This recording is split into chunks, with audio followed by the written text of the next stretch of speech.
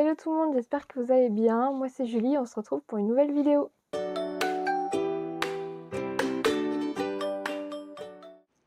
Alors avant de commencer cette vidéo, je voulais juste annoncer que j'ai sorti une petite collection d'Halloween automne sur ma boutique. Donc vous pouvez retrouver des stickers d'Halloween de Disney.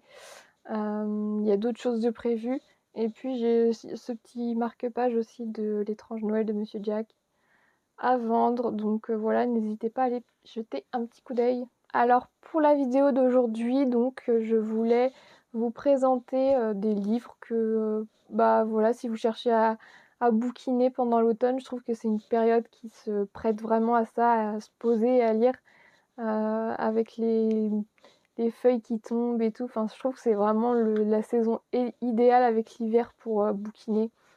Donc j'ai préparé toute une série de livres, voilà, que j'ai en ma possession, qui pourraient vous donner des idées de quoi lire pendant cette saison. Alors le premier livre que je vais vous présenter, c'est vraiment la base pour l'automne, pour Halloween.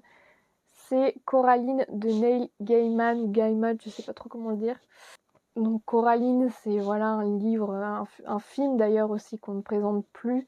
C'est un conte qui est anglais, je crois. Enfin moi celui que j'ai en tout cas, celui ici il est en anglais et je l'ai payé vraiment pas cher dans une petite librairie.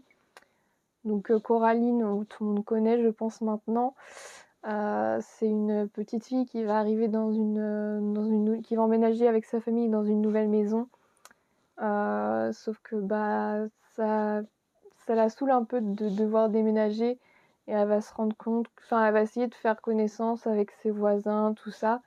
Et puis elle va se rendre compte que chez elle il y a une pièce bizarre et en fait il y a genre un monde parallèle avec des parents qui ont l'air ses parents ont l'air beaucoup mieux dans ce monde là, etc. Je vous en dis pas plus, mais en tout cas ce livre là je l'adore parce que il y a des illustrations et genre elles sont hyper effrayantes et genre pour moi c'est parfait pour Halloween comme ça. Et en plus, ça se lit genre hyper rapidement parce que c'est un conte. Donc vraiment, n'hésitez pas. Pour rester un petit peu dans le même univers, l'année dernière, il y a un livre qui est sorti, qui est inspiré, qui fait un peu suite au film de Tim Burton, L'étrange Noël de Monsieur Jack, mais qui est centré sur Sally. C'est Long Live the Pumpkin Queen de Shea Earnshaw. Alors, il est sorti en français cette année, je crois. Et le livre s'appelle Longue vie à la reine des citrouilles, je crois. Je me trompe peut-être, hein, mais je crois que c'est ça. Et genre, bon, moi je l'ai en e-book, mais la couverture de base, enfin l'original, elle est magnifique. Mais j'aime beaucoup aussi l'édition française qu'ils en ont fait. Ils en ont fait vraiment un très bel objet. Et en fait, ça raconte, comme je disais, c'est la suite de L'étrange Noël de Monsieur Jack, centré sur Sally. Parce que Sally, je trouve que c'est vraiment un personnage hyper intéressant. Et ouais, faire un livre sur elle, c'était vraiment nécessaire, je pense. Et en fait, on la suit alors qu'elle devient reine des citrouilles, du coup, parce que elle est mariée à Jack maintenant, je crois qu'elle est mariée dans le livre. Et du coup, au début, on les suit avec leur lune de miel, etc. Et puis quand ils rentrent chez eux, et Sally, elle se rend compte qu'il se passe des choses bizarres. Et en fait, il y a le marchand de sable qui va endormir toute la ville d'Halloween, donc Halloween Town. Donc ça va être à elle de les sauver parce que c'est la seule qui reste éveillée. Je vous en dis pas plus, mais en fait, il va y avoir, je sais pas si vous vous rappelez dans le film, il y a des portes avec toutes les fêtes et il y en a une qui était cachée et elle va devoir se rendre là-bas et on va en connaître plus sur les origines de Sally, etc. Et c'est un livre super intéressant, moi je l'ai adoré. Comme je l'ai dit, moi je l'ai lu dès sa sortie, dès qu'il est sorti, je crois qu'il est sorti l'année dernière. Et ouais, je vous le conseille vraiment beaucoup, surtout si vous adorez l'univers de l'étrange Noël de Monsieur Jack comme moi. Ensuite, on va rester dans du Disney. Hein. Je sais plus quand est-ce qu'il est sorti ce livre. mais pareil, je l'ai acheté dès sa sortie parce que j'aime beaucoup le film Rebelle. C'est Bravely de Maggie Stiefvater. Oula, je pense que je l'ai un peu mal dit. Donc centré sur Mérida et en fait c'est pareil que Long Live the Pumpkin Queen. Bravely c'est la suite du film Rebelle, donc Brave en anglais.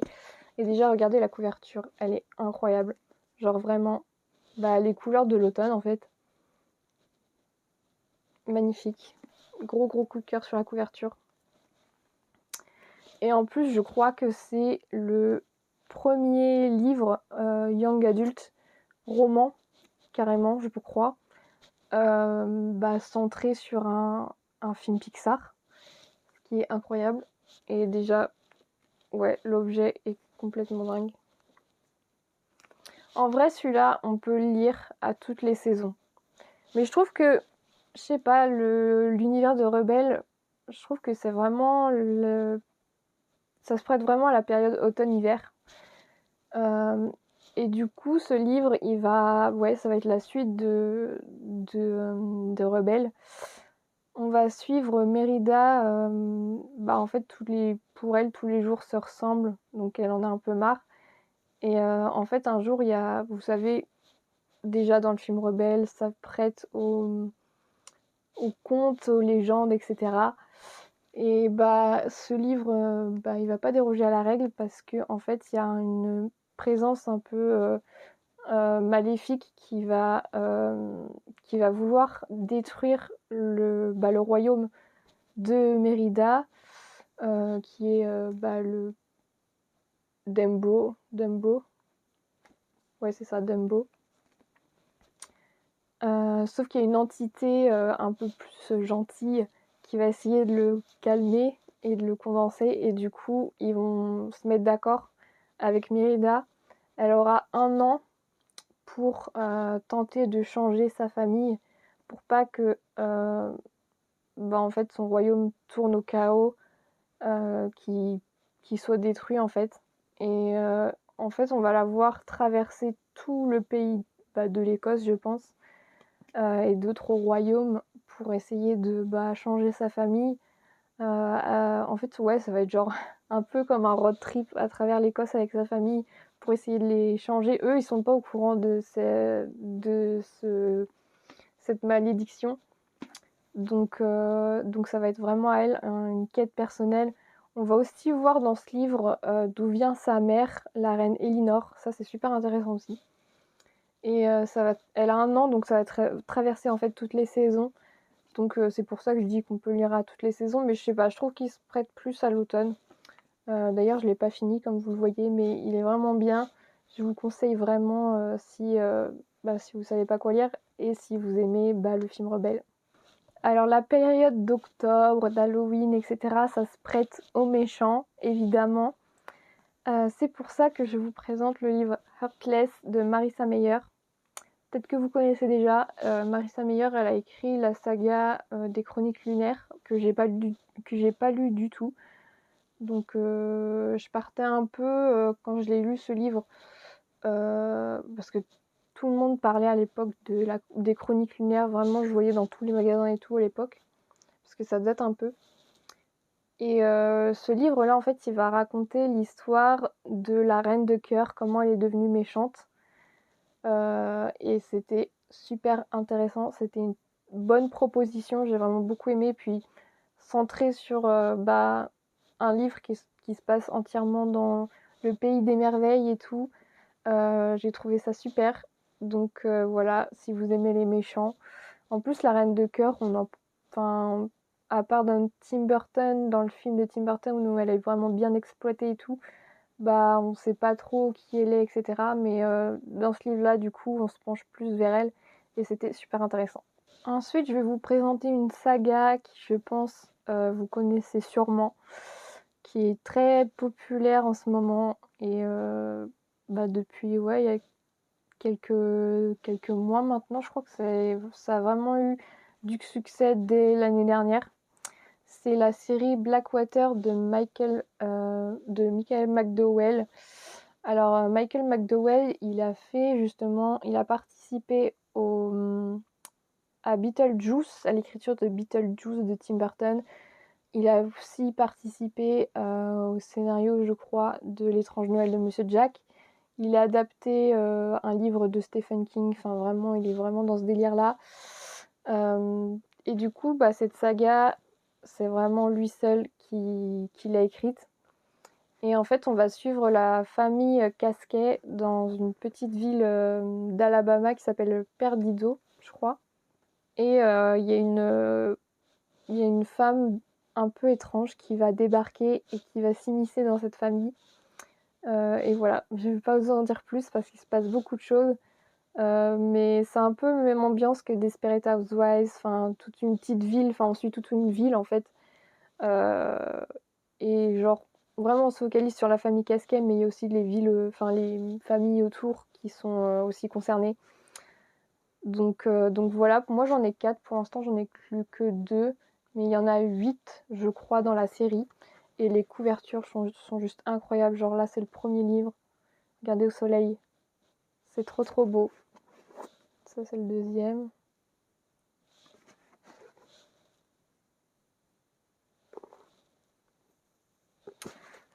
Donc ouais, une ambiance un peu mystérieuse, un peu glauque parfois, parce qu'il se passe des trucs des fois un peu gore, un peu dégueulasse. Je dois l'avouer, même si des fois ça prend son temps pour... Il n'y a pas que des trucs fantastiques dans le livre, bien au contraire. Ça prend son temps, etc. Enfin, moi, les 2 premiers, je les ai adorés et ils se lisent super vite. Vraiment, si vous êtes dedans et tout, ils se lisent incroyablement vite. Donc, vraiment, n'hésitez surtout pas à les lire. Alors moi, l'automne, je trouve que c'est une période parfaite pour lire les Jane Austen. Donc là, j'ai pris Orgueil et Préjugés, mais ça peut en être d'autres, vraiment. Ou même de la littérature anglaise en général. Je trouve que ça se prête vraiment à cette saison. Regardez les films, enfin, je trouve que c'est l'ambiance parfaite. Et Orgueil et Préjugés, ça se lit super bien. J'ai été super étonnée quand j'ai acheté le livre et tout. Ça se lit, ouais, super simplement et j'aime trop cette couverture. Je sais pas si vous avez vu à la télé, c'était genre des trucs qu'on achetait chez les marchands de journaux.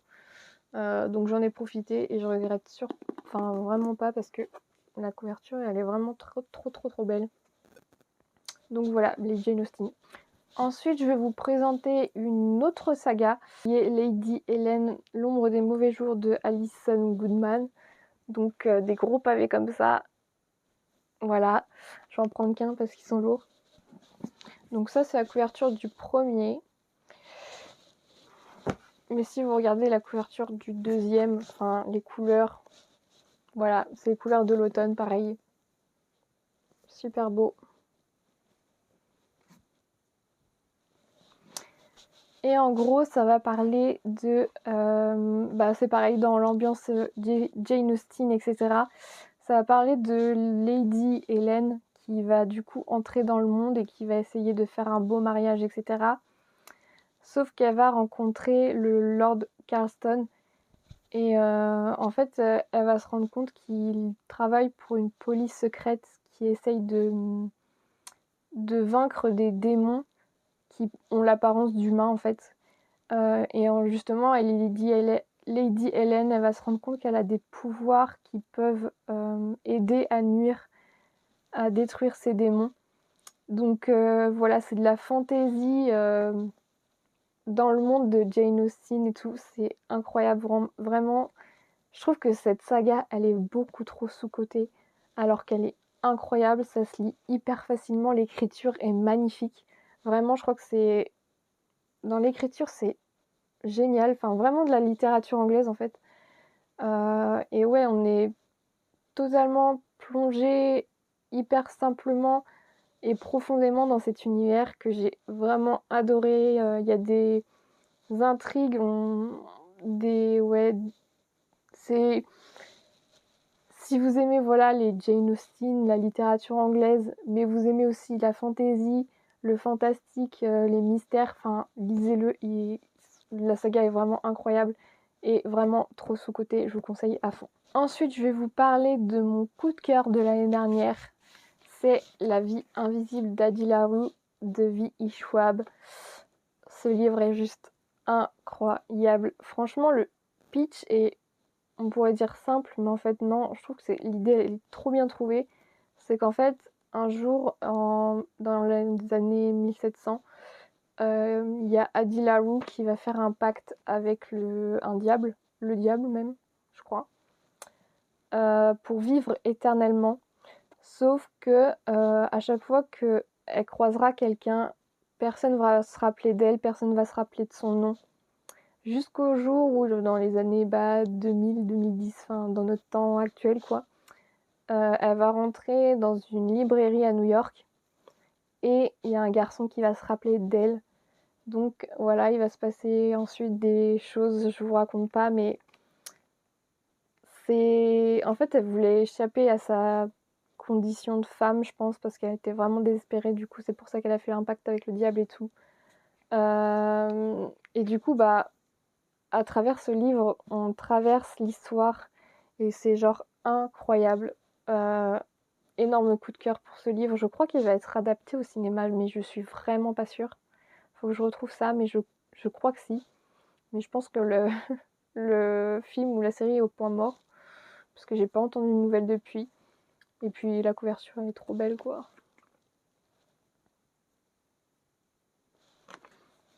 En plus, avec son nom, ça se passe en France au début.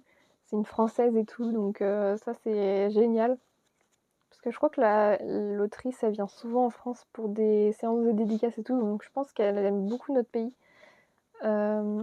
Et ouais, je trouve que c'est un livre parfait pour l'automne, même pour l'hiver, parce que je crois qu'il y a une partie qui se passe en hiver. Donc n'hésitez surtout pas à lire les yeux fermés parce qu'il est incroyable. Mon coup de cœur de l'année dernière, franchement, super. Ensuite, je vais vous présenter pareil un autre coup de cœur qui est le livre de la nuit de Holly Black. Holly Black, elle a fait, si vous connaissez, elle a écrit la saga The Cruel Prince que j'avais adoré aussi.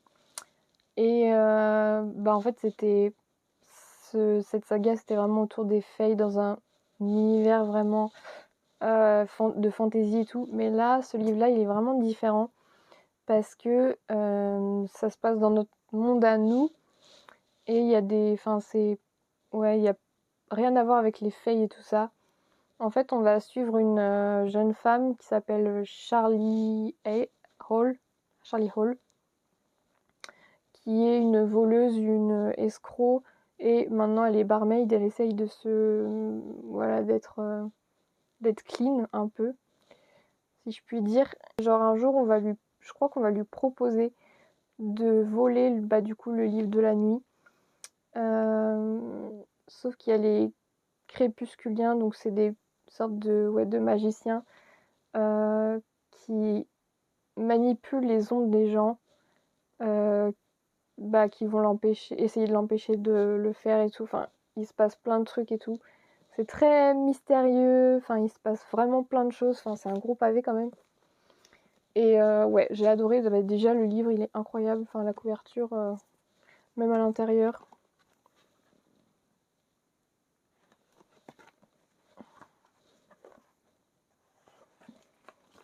Genre, même les chapitres et tout, vraiment incroyable. Trop, trop beau. Donc, ouais, j'ai vraiment aimé. Enfin, Holly Black, de toute façon, elle fait des livres trop bien. Et ouais, je trouve que l'ambiance de ce livre se prête vraiment à la saison de l'automne. Donc allez-y, pareil, les yeux fermés, il est vraiment bien.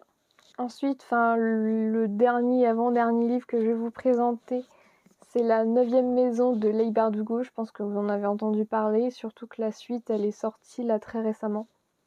Ça parle de Alex Stern, qui est une jeune femme qui peut voir les fantômes. Et en fait, elle va intégrer l'université de Yale. Et vous savez, il y a genre des maisons, enfin, vous voyez bien aux États-Unis comment ça marche. Et elle va intégrer la maison L'été, qui est la 9e maison, qui en fait surveille les sociétés secrètes de l'université de Yale. Et du coup, comme elle peut voir les fantômes, ça peut aider pour des enquêtes. Et justement, il y a une jeune femme qui est morte, qui faisait partie de l'université. Elle va devoir enquêter sur ce meurtre. Donc voilà, un livre assez sombre, mais qui est vraiment, vraiment bien. Enfin, déjà, regardez.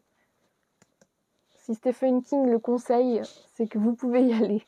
En plus, le livre est vraiment trop beau. Ouais, un livre bien, bien sombre, parfait pour l'automne, pour octobre. Moi, il faut que j'aille acheter la suite d'ailleurs, qui est sortie là, cette année, et que j'ai trop hâte de lire, parce que celui-là, il est sorti il y a un moment, genre 2019-2020, ou peut-être plus tard. Ouais, il est sorti en 2020 chez nous, et genre la suite, elle sort que cette année, c'est hyper long, non? Je sais pas pourquoi ça a pris autant de temps. Je sais que, il y a quand même un décalage entre ce que, le livre arrive chez nous en original, qui soit traduit et tout. Mais bon, quand même, 3 ans, je trouve ça un peu long. Je sais pas si c'est en 3 livres ou en 2 livres. Je sais pas du tout. Faut que je me renseigne là-dessus, mais ouais, en tout cas, très très bon livre. Leigh Bardugo, en plus, vous connaissez sûrement, elle a fait Six of Crows, qui est pareil, vous pouvez lire pendant l'automne, c'est parfait aussi. Parce que c'est bien sombre. Mais ouais, très très bon livre, je conseille. Ensuite, les 2 derniers livres que je vais conseiller, bon, ça n'a rien à voir avec l'automne. C'est plus par rapport à l'actualité en fait.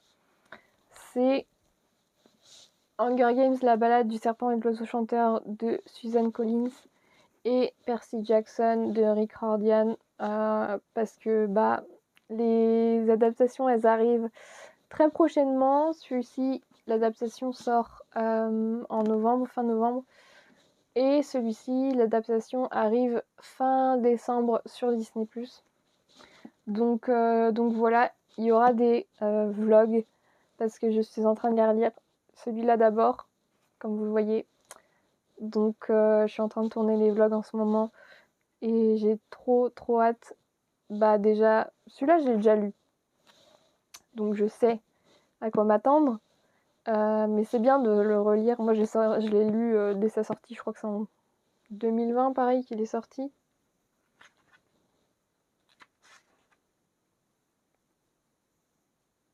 Ouais, c'est ça, 2020. Donc il a fallu attendre seulement 3 ans pour l'adaptation, donc c'est cool. Et pareil, l'adaptation, elle sera faite par celui qui a fait les films Hunger Games avant, donc on peut s'attendre à une très bonne adaptation. Il y a la bande-annonce qui est sortie il n'y a pas longtemps. Génialissime, on retrouve exactement les mêmes scènes que dans le livre. Donc je vous conseille à fond de le lire, de l'acheter et de le lire juste avant de voir le film en novembre. Parce que je pense que ça va être du très très lourd. Donc si vous connaissez pas Hunger Games, allez-y. J'ai même pas envie de vous le présenter, je pense que tout le monde en connaît, que ce soit les livres ou les films. Celui-là, il est un peu différent parce que ça se passe pas pendant la période de Katniss, etc. Ça se passe pendant la jeunesse du président Snow, donc avant qu'il devienne président, Coriolanus Snow. Donc c'est pendant les 10e Hunger Games, donc c'est vraiment très très tôt avant l'époque de Katniss Everdeen et tout.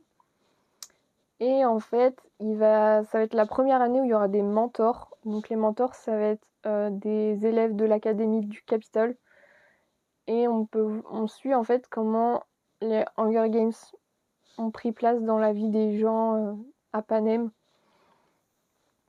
Et en fait, les Hunger Games ont été mis en place pour arrêter la guerre des rebelles.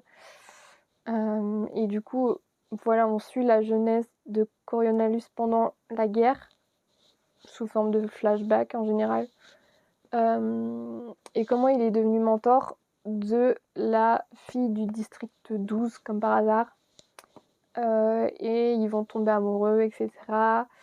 Je vous dis pas si elle gagne les Hunger Games ou pas, vous découvrirez soit dans le livre, soit dans le film. Mais en tout cas, il y a eu beaucoup de critiques par rapport à ce livre. Souvent sur les préquels, en fait, je trouve, en général. Mais moi, je trouve que c'est un très bon préquel. Et ouais, je suis en train de le dévorer littéralement. J'ai bientôt fini d'ailleurs. Donc ouais, j'ai très très hâte de le finir et de découvrir le film. Surtout que le casting est très très très bon. Je trouve que c'est exactement comme ça que je les imaginais dans le livre la première fois que je les ai lus. Donc ouais, j'ai trop trop hâte de voir cette adaptation. Pareil pour Percy Jackson. Du coup, Percy Jackson, moi j'ai jamais lu les livres. Donc ça va être une totale découverte. J'avais commencé à le lire celui-là il y a très longtemps. Quand ils ont annoncé l'adaptation en fait, je crois. Mais je me suis pas replongée dedans depuis, mais il faut que je le fasse vraiment quand j'aurai fini Hunger Games. Parce que je pense que du coup, j'ai vu les livres, les films, les premières adaptations de celui-là. Mais apparemment, ils sont vraiment merdiques. Et la série Disney Plus va vraiment être beaucoup plus fidèle au livre. Déjà, quand tu vois l'âge des personnages, enfin des acteurs, tu te dis que ça va être une bonne adaptation. Et la récente bande-annonce qui est sortie, pareil, elle a reçu de très bons avis. Donc je vais m'y plonger vraiment. Je pense que on n'a pas de souci à se faire pour l'adaptation. Je pense qu'ils ont vraiment bien fait. Surtout que Rick Riordan, qui a écrit les livres, il a participé à l'écriture des épisodes et tout. Donc ça, c'est génial. C'est un truc que j'adore. Comme l'autrice de Heartstopper, elle a participé. C'est elle qui écrit les épisodes en fait. Donc on sait que ce sera des bonnes adaptations. Et c'est hyper rassurant. Donc ouais, pareil, si vous avez envie de lire le livre avant de voir la série sur Disney Plus en décembre, je vous conseille de le lire. Moi, c'est ce que je vais faire en tout cas, et pareil, il y aura un vlog. Donc voilà, c'est tout pour cette vidéo. J'espère que vous l'avez appréciée et que ça vous a donné des idées de livres à lire pour cet automne, pour ce mois d'octobre. N'hésitez pas à laisser un petit j'aime, à vous abonner, à laisser un petit commentaire aussi si le cœur vous en dit. Et puis on se retrouve pour une prochaine vidéo. La prochaine vidéo, je crois que c'est... Je sais pas si c'est pour la semaine prochaine. Il n'y en aura peut-être pas de vidéo la semaine prochaine. Mais celle d'après sera consacrée aux 100 ans de Disney. J'ai envie de faire une vidéo spéciale là-dessus. Sur l'histoire de Disney, de l'entreprise, etc. Comment elle a démarré jusqu'à aujourd'hui. Voilà, ça va être, je pense, l'une des vidéos que je vais préférer tourner. J'ai très très hâte, faut que je refasse mes recherches et tout, là que je commence. Mais j'ai très très hâte de tourner cette vidéo. Je pense que ça va être très émouvant pour moi parce que Disney, c'est vraiment toute ma vie carrément. Voilà, c'est tout pour cette vidéo. Bye bye.